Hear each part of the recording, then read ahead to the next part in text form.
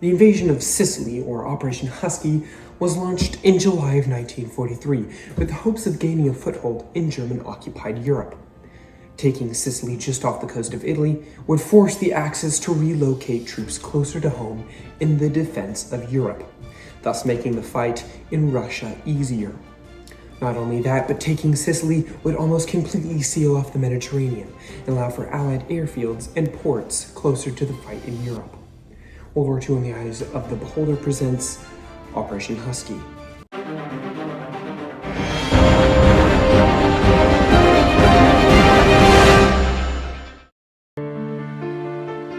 Following the invasion of Morocco, Algeria in late 1942, the Allies saw the need to keep the Axis on its heels. Just after Operation Torch, the Allied leaders met in Morocco, Algeria at the Casablanca Conference in January of 1943. After the landings of Operation Torch, High Command realized that they were still not ready for an invasion of Normandy. The US liked the idea of increasing pressure in the Pacific until plans could be made for an amphibious assault on France. The Allies recognized that it would take about 18 months to plan and carry out such an invasion. Many ideas were brought forth on what to do to keep the pressure on Germany in the meantime. The British Prime Minister, Winston Churchill, suggested assaulting the soft underbelly of Europe, often referred to as Italy. Eventually, this was decided on, and plans for an invasion of Sicily began immediately. The Allied commander for this operation was to be General Eisenhower, supported by Sea Force Commander Admiral Cunningham. British General Alexander was to be the head of the land forces, along with Air Marshal Tedder as Air Force Commander.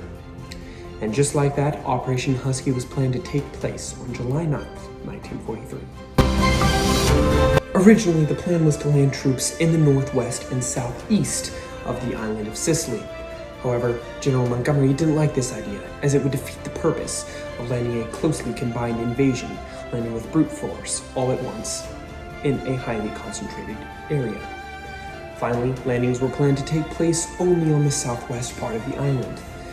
The beaches of Sicily were to be landed by the British 8th Army and the American 7th Army, along with almost 3,000 ships from the US and England. This totaled to almost 8 divisions with equipment and supplies. The original plan was to use the British 8th Army as the spearhead of the invasion, leaving the US 7th Army as reserves. The US would have a small front, but the invasion was to be mostly a British operation. As you can imagine, the American General George Patton was not too happy about the lack of US engagement. The invasion was cautiously planned around the experiences gained from the Dippy Raid, August 19th, 1942, and the Torch landings, November 8th, 1942. The plan was to sail British troops from the 13th Corps, 30th Corps, 5th and 50th Infantry Divisions from the Suez in Egypt to meet up with British troops of the 51st Highland Infantry Division and the 231st Infantry Brigade, sailing from the UK. Sailing with these troops were elements of the 1st Canadian Army.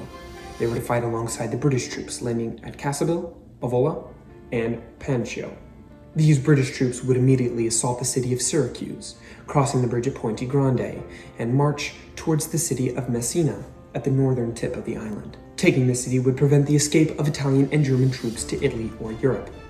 The bridge at Ponte Grande was vital to the taking of the rest of the city, and after much consideration, it was decided that airborne units would land the night of the 9th of July, just before the initial invasion, to secure the bridge, preventing its destruction by Italian troops. Originally, the US 82nd Airborne was tasked with taking this job, but this was switched to the British 1st Airborne, leaving the 82nd as reserves in Tunisia. Of the American 7th Army, the 1st, 3rd, and 45th Infantry Divisions, assisted by the 2nd Armored Division and the 1st Ranger and 3rd Ranger Battalions, were chosen to carry out the task of invading the island. The 1st Infantry Division and the 1st Ranger Battalion were to set sail from Tunisia and land near the city of Gela. The 3rd Infantry Division, also sailing from Tunisia, was to land at Lakeda. The 45th Infantry Division was to set sail from the United States, meeting up with the 2nd Armored Division at the port of Oran. From there, the 45th would land in the Sagadi district.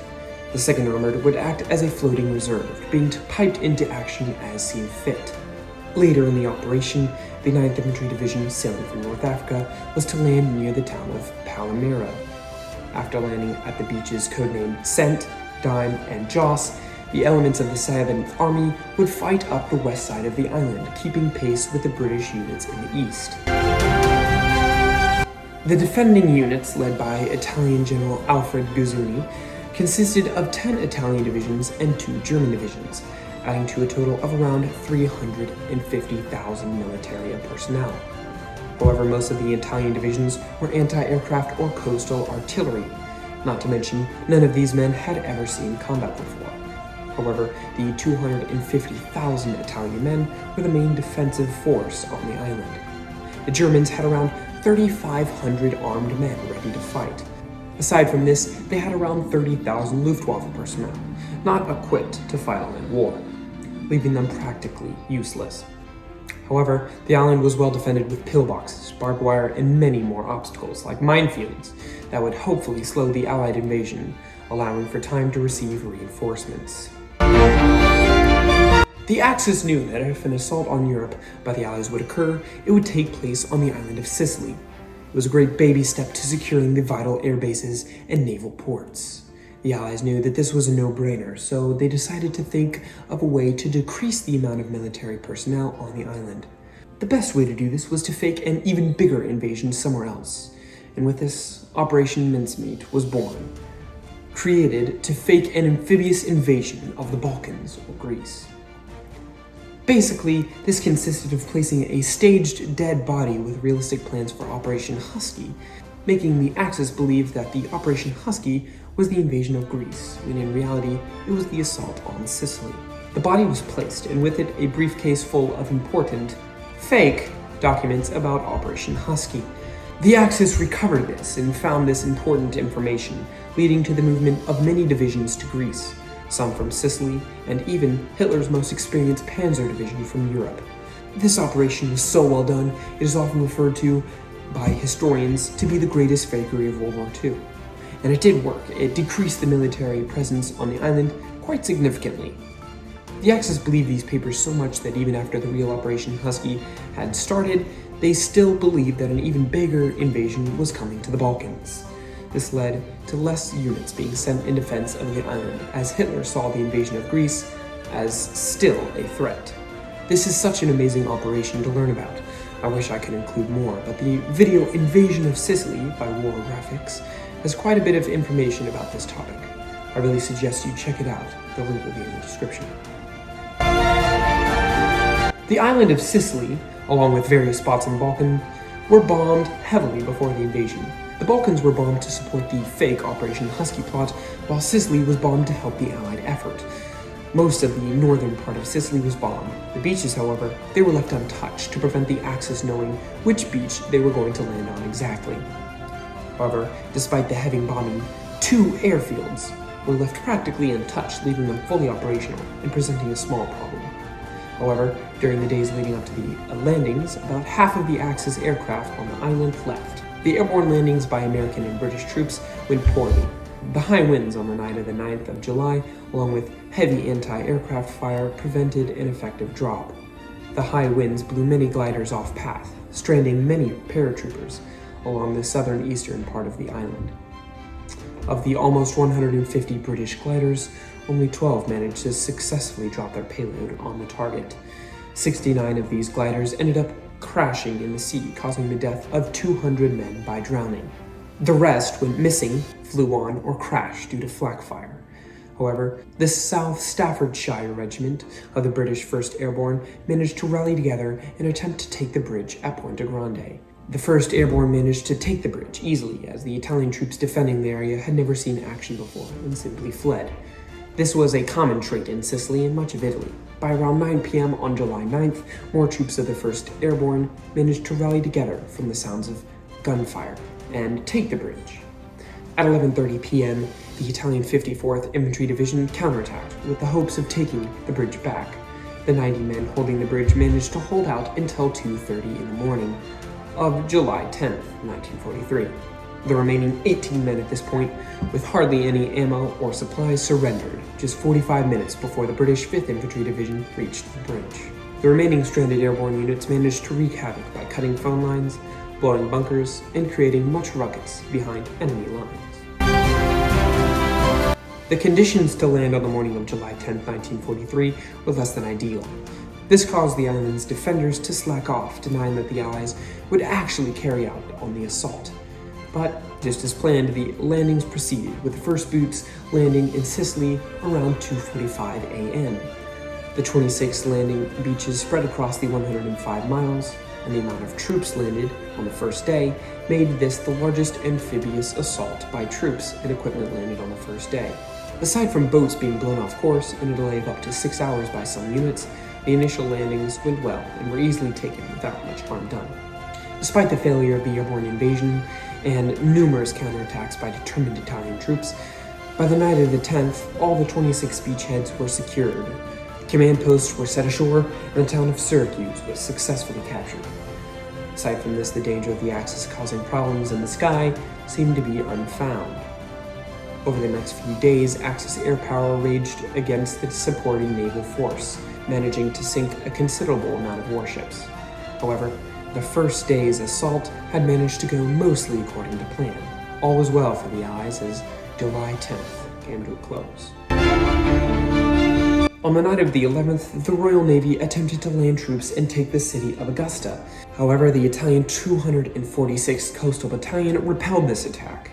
Later on the 13th, the British 5th Infantry reached and captured the city, forcing the Italian troops out. Some fighting over the city occurred as the Italian troops threw many counterattacks at them. However, the city was secured by the 14th of July. Farther west, the Americans and Canadians were making good speed, taking towns and airfields, only to have many counterattacks by the Italians try to force them out.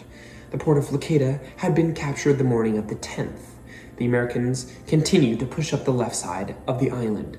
On the 11th of July, General Patton ordered a small airborne landing by the elements of the 82nd Airborne. They were to land just 8 miles outside of Gela and reinforce the 1st Infantry there. However, while aboard the C-47s, disaster struck. The timing of the landings was truly unfortunate, as the Germans had just launched an air raid. The first wave of American troops had just landed, but in the midst of all this, an Allied vessel just offshore fired at the formation, thinking it to be a part of the German air raid. Seeing this one ship firing on the formation, many others joined in, resulting in the loss of 23 out of 144 American gliders. Many men started to bail with hopes of surviving, however, they just ended up getting caught up in the flak fire. Another 37 gliders were damaged, along with 8 not even dropping their payload and just returning to base. This deadly disaster caused the death of 83 American paratroopers, along with another 230 wounded. After this mishap, the operation was canceled and the reinforcements were not able to help the 1st Infantry capture the city. Point Olivu was later captured by the 1st Infantry later on the 12th. Despite this horrible incident, the American beachheads were mostly captured with little casualties. Already on the first day, many of the objectives were captured, and the American 45th managed to capture a few vital airfields and meet up with the Canadian forces. The American 3rd Infantry traveled up the west side of the island almost 25 miles and inland around 20. This was quite a feat for the first day of battle. As the days drug on, the American 7th Army was tasked with holding the line at pace with the British units, despite the opportunity for many bold offensives. By the 12th of July, the initial assault had slowed significantly. The British 5th Infantry had failed to reach its objective due to fierce resistance by German units. This allowed for 2 regiments of the 1st German Airborne to deploy and land to reinforce troops at Catania. The British then deployed elements of the British 1st Airborne, tasked with taking Permisolo Bridge over the river Simito just south of Catania. The British airborne troops suffered heavy casualties due to the alert Italian anti-aircraft units. However, they were able to regroup and take the bridge, holding back German and Italian counterattacks until the British 5th Infantry could meet up and relieve them, which later occurred on the 15th of July. On the 16th of July, the Italians withdrew the remainder of their aircraft to Italy. They had gone through quite a beating, losing over 160 planes in just the first few days of the operation. On the 17th and 18th, General Montgomery assaulted the city of Catania with regiments of the 5th and 51st British Infantry Divisions. The 5th Infantry tried to pass and encircle them. However, this failed and they were pushed back by Italian counterattacks on the 21st of July. To the east, the Canadian units were having trouble with resisting Axis units, so they were ordered to head north toward Leonforte, and then cut east at the slopes of Mount Etna. Seeing the struggling assault slowing every day, General Montgomery called forward the British 78th Infantry Division, which was previously waiting in reserve in Tunisia. By the night of July 16, 1943, the American 7th Army managed to capture the city of Agrigento. At this time, General Patton was frustrated at the lack of achievement by American troops. General Patton started to badger General Alexander, demanding some type of major offensive. Reluctantly, General Alexander permitted the execution of limited reconnaissance deeper into Axis lines.